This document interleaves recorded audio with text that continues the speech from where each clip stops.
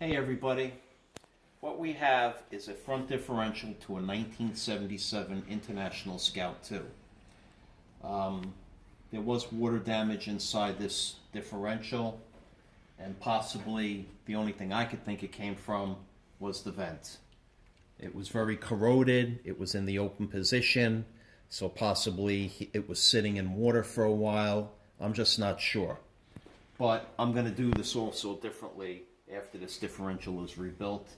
I'll put some kind of brass fitting in here with a barbed end and a rubber hose possibly going all the way up to the firewall. Okay?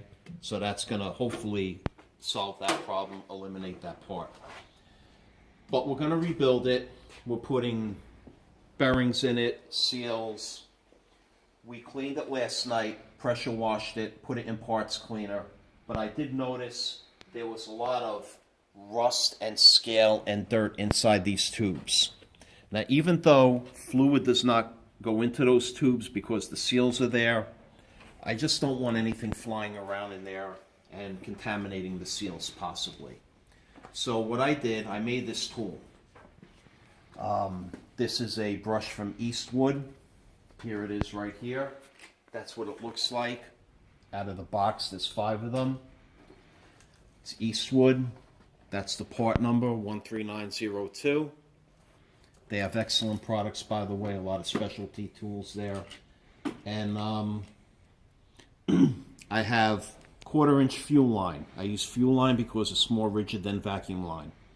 I have a 3/16 socket, a long socket, a few adapters, extension, 18-inch extension.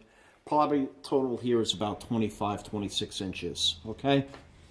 So what I did, I put on my cordless drill, and I went in and out of here like this. Hold on to it so it doesn't wobble all over, but it doesn't get hung up and twist around or anything. It is a very good tool. It is getting the dirt and scale out of here. A lot came out already. There's a lot of stuff in there that's coming out.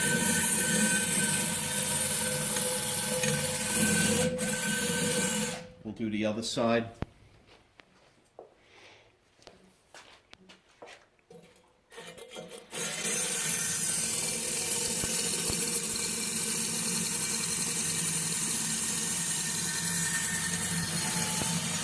Okay, and that's it. I mean, you just keep doing this till you get it out.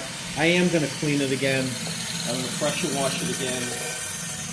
Put some parts cleaner in there. I think there is some axle grease in there. That's it. And after it's all finished, rebuild it, put the cover on. We're going to put some 415 on it and some Eastwood Extreme Chassis Black. Very good.